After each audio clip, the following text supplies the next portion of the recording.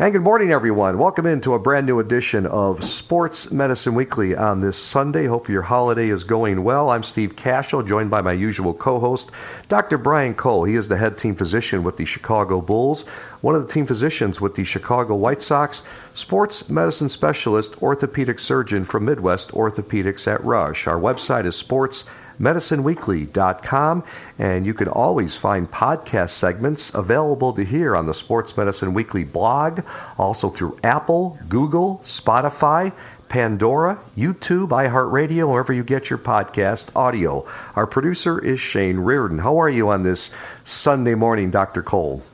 Steve, I'm doing well. Everyone's staying safe. Excellent. We're going to have part two of our interview with a former Chicago Bears safety, Doug Plank. I think you're going to find it really interesting. Our listeners will enjoy this. We had part one last week available on the podcast. He, of course, played 9 seasons with the Bears, known as one of the hardest hitters ever to play in the NFL, 25 to 30 concussions during his football career.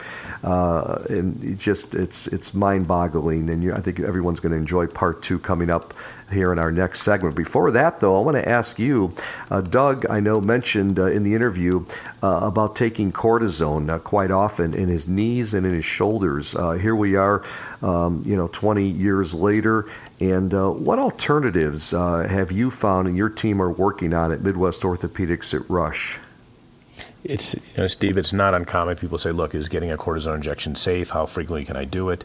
I think that for the reason, the way we do it now is maybe different than when Doug was alluding to when we talked to him, because there was not uncommon that they were getting injected fairly frequently. And we typically treat mostly things like arthritis with cortisone injections. And the data generally says it's pretty safe, but we generally will only do maybe 2 to 3 injections per joint per year, and that's a rough guideline. There's 2 areas where people were concerned from some research that's been done. One is that if people are repeatedly injected and not giving notice to if they're getting any symptom relief, that they can get some potentially minor progression in cartilage thinning over time. But that's extremely rare, and I think the studies are not reflective of what we do in clinical practice, and I do think they're very, very safe, and they're a way to keep people out of the operating room.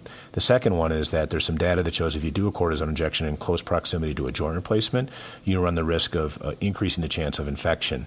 And that's the general rule of thumb that many of us use, although the data, again, is not clear, is that if you're going to need a joint replacement or a big surgery, you'd like to have a 3-month sort of clean-out period before you had a steroid injection. That being said, the infection rates are profoundly low, and we have hardly ever seen it, but it has been reported in the literature.